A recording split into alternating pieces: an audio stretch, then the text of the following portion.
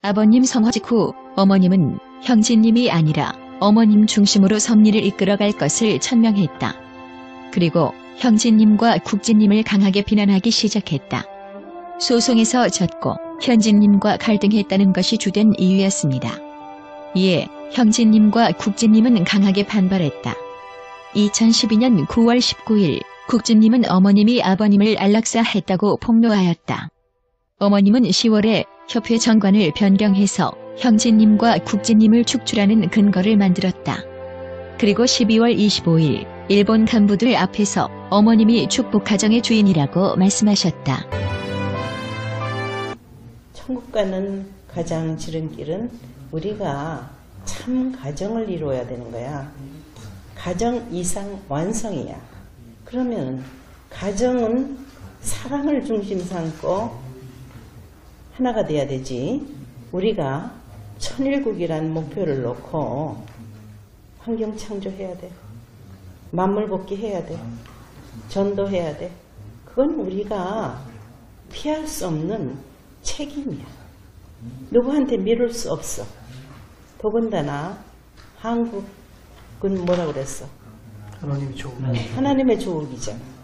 그걸 놓고 여러분들이 쉬려고 생각하지 마. 한 번밖에 없는데.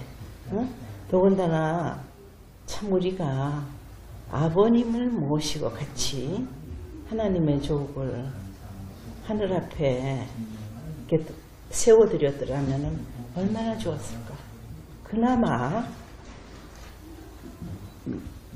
내가 없었더라면 여러분들에게 희망이 있겠나? 없어요. 무슨 말인지 알죠? 네. 우리 하나님의 나라가 돼야 된다고, 이 나라가. 그래서 여러분들이 정말로 이제 일사불란하게 명령 체제로 나가야 돼. 지금의 여러분들의 주인은 나 하나밖에 없어. 그거 알아야 돼. 지금의 여러분들의 주인은 나 하나밖에 없어. 어머님은 이런 모습으로 홀로 기원절을 선언하셨다.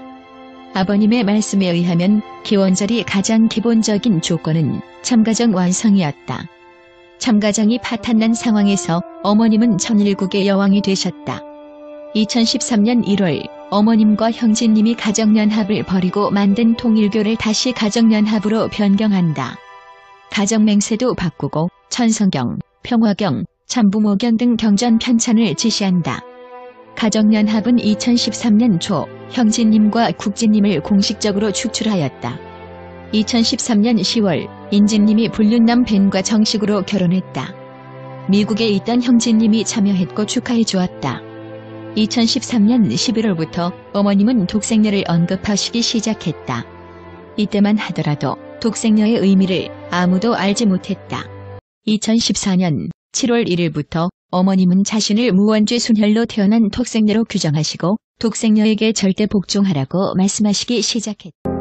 혈통전환. 나는 모태부터야. 여러분들이 이건 믿어야 돼요. 아버님의 역사는 그래요. 예수님의 현영과 더불어 예수님의 일을 승계한 그 때가, 그 순간이 아버님은 독생자의 자격이야. 알겠어? 그걸 알아야 돼요. 지금까지 2000년 역사는 독생녀를 찾아 나온 역사예요. 이 역사적인 비밀을 내가 밝히고 있어. 그렇기 때문에 내가 아니면 안 돼요. 이 여러분들은 나를 만나기 때문에 행운아야. 내가 이 자리에 오기까지는 하늘의 보호권에 있었어. 나를 교육한 사람은 아무도 없어. 독생자, 독생녀는 동등해. 독생자가 독생녀를 교육했다고는 말할 수 없어. 무슨 말인지 알아들어요? 그랬기 때문에 내가 결정한 거야. 내가 결심한 거야. 아까도 내가 말했듯이 기독교 2000년 역사는 독생녀를 찾아 나오는 섭니다. 그러한 조건을 갖춘 자리가 나였다. 하나님께서 천지 창조를 하실 때에 당신의 형상, 당신의 모양을 닮아 피조 세계에 창조하시기 시작하셨습니다. 광물 세계 플러스 마이너스, 식물 세계 암술과 수술, 동물 세계 암컷과 수컷, 마지막으로 인간 조상이 될 수 있는 남자와 여자, 성경에서 말하는 아담과 해와를 창조하셨습니다. 그렇다면 창조주 하나님은 만물 세계를 보아 인간 세계를 보아 남성격인 주체가 아닌 하늘 아버지와 하늘 어머니가 계셔서 생명체가 탄생하게 되었다 하는 것을 여러분들이 확실히 알아야 할 것입니다. 종교의 완성도, 인간의 완성도, 우주의 어머니, 참 어머니, 독생녀를 맞지 못하면은 타락한 인류로서는 구원이 없습니다.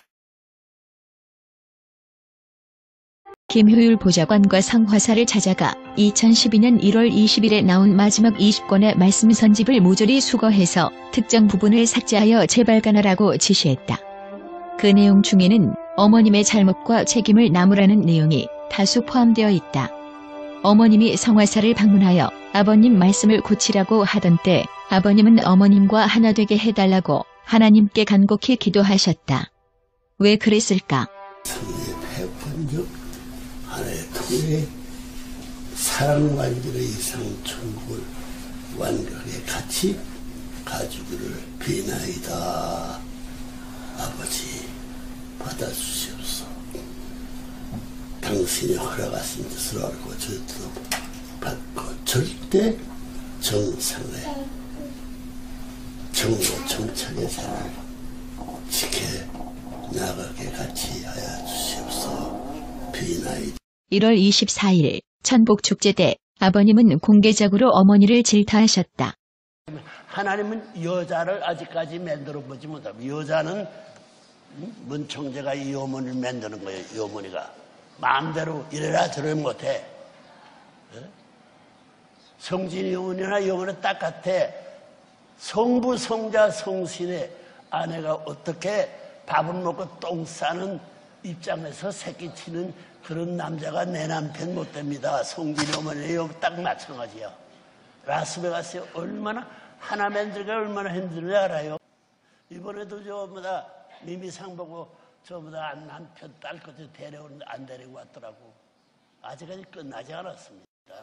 승리한 세계적인 여성 대표 참 어머님을 모시고 어머님을 내가 길러와서요. 어머니 없습니다. 문총재 아내의 자리도 없어요. 제멋대로야, 제멋대로.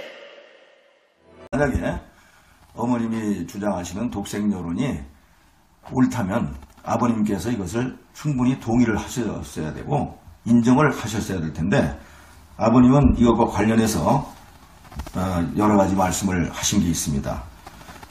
그것은 바로 어머님과는 정반대로 어머니는 타락한 핏줄을 받고 태어났고 어머님이 무원죄 독생녀를 주장하는 것은 바로 하나님과 참부모를 부정하는 것이라고 하는 것이 말씀 선집 461권에 분명히 나와 있습니다. 뿐만 아니라 어머님이 존재하기 위해서는 먼저 아버님이 계셨어야 됩니다. 그래서 아버님 말씀에는 아버님을 통하지 않고는 하나님의 딸이 될 수 없다는 말씀과 함께 어머님은 아버님에 의해서 성장되고 어머님이 중심이 될 수는 없다는 말씀이 또 말씀 선집에 나와 있습니다.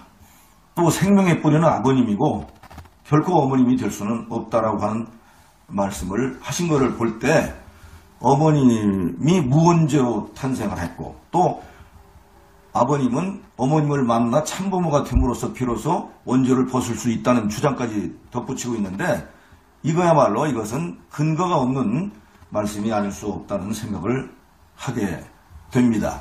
더 나아가서 어머님은 독생여론에 더 나아가서 심지어는 재림 메시아의 존재까지도 과소평가하는 그런 말씀을 또 최근에 하신 걸로 듣고 있습니다. 재림 메시아보다도 하나님의 혈통을 이어받은 독생녀가 더 중요하다는 말씀을 하셨는데 이거야말로 아버님에 대한 또는 하늘에 대한 도전적인 엄청난 잘못된 말씀이 아닌가 이런 생각을 좀 하게 됩니다.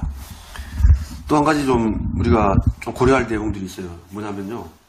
지금 어머니의 독생여론을 주장을 하면서 그 어머니의 독생여론이 맞다라고 그 근거를 들고 있는데 그 중에 한 가지가 뭐냐면은 어머니하고 아버지가 완전히 일심, 일념, 일체, 이화가 됐다. 완전히 하나가 됐기 때문에 현재 어머니가 주장하고 있는 그 독생여, 그 주장은 곧 아버지 얘기다. 이렇게 또 이제 얘기를 또 하고 또 대부분의 식구들은 또 그런가 보다라고 또 이렇게 믿는 것 같아요. 근데 제가 개인적으로 생각해 볼 때 그럼 과연 진짜 아버지하고 어머니가 완전히 일체가 됐느냐. 그 문제를 제 나름대로 고민을 많이 해보니까 이미 2005년, 2004년 이때부터 아버지의 말씀 속에는 어머니가 아버지의 말을 듣지 않고 어머니 마음대로 한다라고 하는 그 말씀들이 사실 많이 나와요. 또 한 가지가 어머니의 독생녀 주장이 우리가 일반적으로 알고 있기로는 아버지가 성화하신 2012년 이후 2014년 7월 1일 날 물론 공식적으로 독생녀 주장을 했습니다만 그때 정도라고 알고 있는데 실제로는 아버지 말씀을 보면은 2009년 그때부터 누군가가 아버지의 혈통을 부정한다라고 아버지가 말씀을 하셔요. 말씀드리면 나오잖아요. 그러면 누가 그러면 아버지 혈통을 부정하고 아버지가 원죄에 있는 존재다라고 말할 수 있는 사람이 과연 누굴까? 그거는 옆에 있는 제자들이라든가 또는 참자녀들이 그렇게 말할 수 없지 않습니까? 그래서 저는 그 말씀을 통해서도 이미 오래전부터 어머니가 아버지의 혈통적인 정체성을 부정하는 발언을 했다라고 판단을 해요. 또 물론 지금 경진님이 어머님을 엄청나게 비난하고 있는 입장이잖아요. 그러나 최소한 2012년 12월까지만 하더라도 경진님이 어머니를 엄청나게 참 떠받들고 그야말로 좋게 말하면 효자였고 좀 약간 나쁘게 말하면 어머니를 신격화시키는데 일조했지 않습니까? 근데 최근에 2015년부터 경진님이 뭐라고 얘기하냐면은 아버지가 살아계실 때부터 어머니가 아버지 앞에서 독생녀 얘기를 했고 아버지가 타락한 혈통이고 어머니는 원죄 없이 태어난 순수한 혈통이다라고 아버지한테 얘기를 함으로써 아버지와 어머니가 엄청나게 싸웠다라고 하는 얘기를 해요. 그렇다고 보자면 과연 어머니와 아버지가 완전히 일체되신 분인가 그런 참 신앙자로서의 의심이 들 수밖에 없고 아까 우리 최배영 교수님 말씀하셨습니다마는 어떻게 일체된 분이 아버지의 정체성과 어머니의 정체성이 다른 상반된 그런 정체성을 일체된 존재가 할 수 있겠는가라고 하는 의문이 들어요. 그래서 그 문제에 대해서 제가 한번 여쭤보고 싶어요. 과연 어머니와 아버지가 하나가 되신 분인가 이렇게 생각이 드는가. 만약에 든다면은 어떤 근거가 뭔가 들지 않는다면은 또 그런 얘기를 좀 한번 들어보겠습니다. 최배영 교수님부터. 아까 좀 말씀을 했듯이 어머님의 말씀과 아버님의 또 말씀이 전혀 다릅니다. 그렇죠. 그걸로 볼 때 일체됐다고 하는 것은 받아들이기가 참 어렵습니다.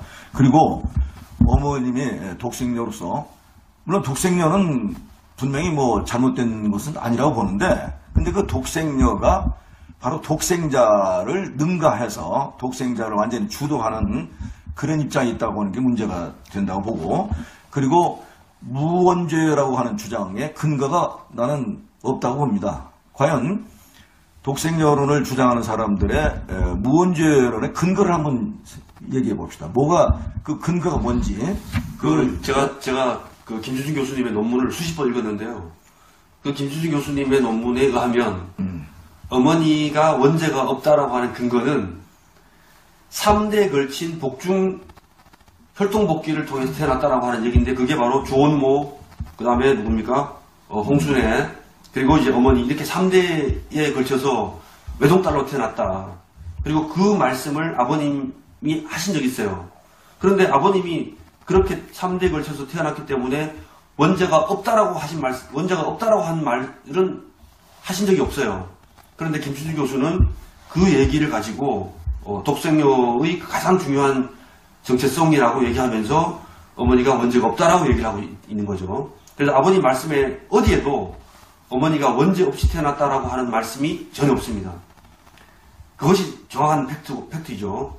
그러나 어쨌든 어머니는 이제 초기에 독생녀론이 조금씩 발전해 나가는데, 2012년 아버님이 돌아가신 직후에 어머니가 한 얘기는 이제 섭리를 내가 이끌어 가겠다라고 얘기를 하다가 2014년 7월 1일 날 했던 그 독생녀는 뭐냐면은 어머니와 아버지가 동등하다.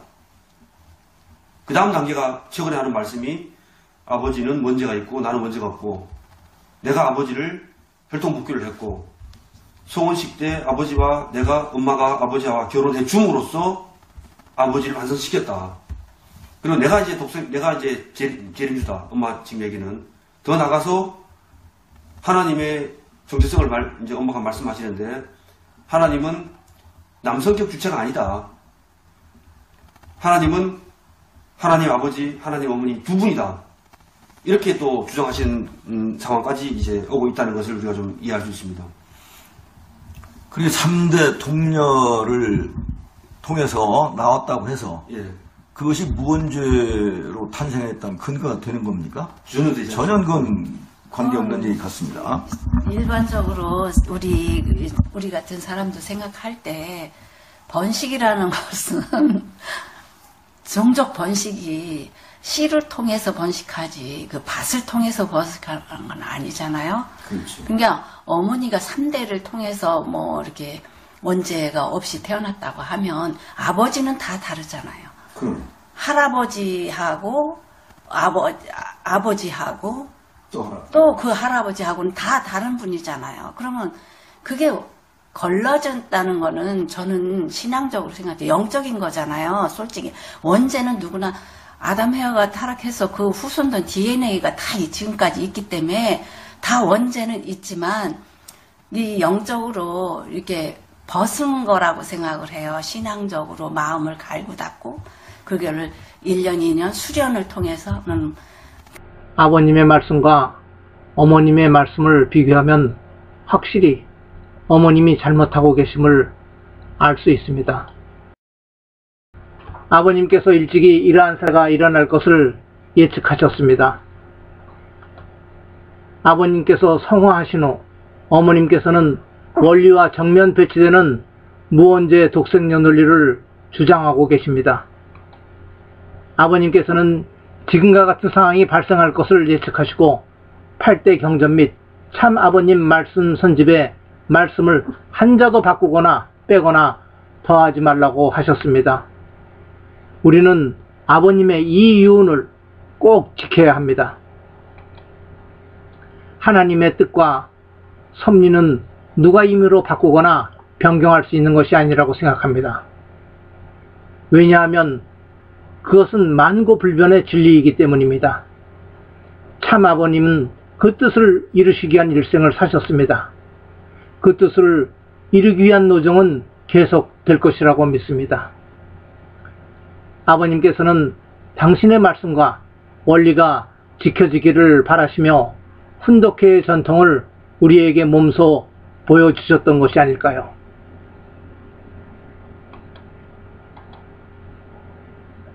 우리 모두가 하나님의 뜻과 원리로 그리고 참 아버님의 근본 말씀으로 다시 돌아가야 합니다. 그래야만 오늘날 이 통일가의 갈등이 해결되고 이 3세들에게도 자랑스러운 전통과 미래를 상속해 줄 수 있게 됩니다.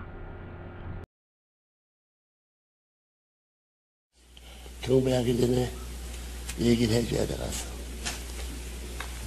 보는 것도 한개씩 먹고 맞는 것도 전부 다 한개 근에다 기도 듣는 것 전부 다 세포가 우주의 표현적인 인연의 모처럼 집약되어 있으면 그 표현적인 대표의 원조들 앞에 전부 다 영향을 미칠 수 있는 그 하나 정상 전신과의 몸뚱이가 대우주의 소우주가 되어 있습니다. 이 가인아벨이라고. 상하, 전후, 좌우 이거 알아야 됩니다. 가인 가운데 가인아벨만 해야 돼요. 아담 가정에서 뭐냐면 사탄이 결국은 들어왔기 때문에 문제예요. 사탄이 것은 지금 보탕감 복지는 무슨 이 슬픈 눈물, 고통이라는 고해라는 말이 있을 수 없는 거예요. 이걸 지금까지 몰랐어. 그걸 전부 다 선생님이 홀로 남아가지고 어렸을 때부터 선생님은 전부 다 타락의 필요와의 관계없다는 거예요. 그걸 알아야 돼. 선생님이 타락한 혈통을 태어나 그런 생각했던 사실을 미친놈들이야. 원리를 몰라. 하나님의 심정적 실제 핏줄에 접할 수 길이 없다는 말을 하는 여기 이막서라든가 전부 다 어느 사람들 지금까지 전부 다 그렇게 나와서 자기가 메시아 대목 같다고 이런 얘기를 왜 하냐면 이거 알아야 돼.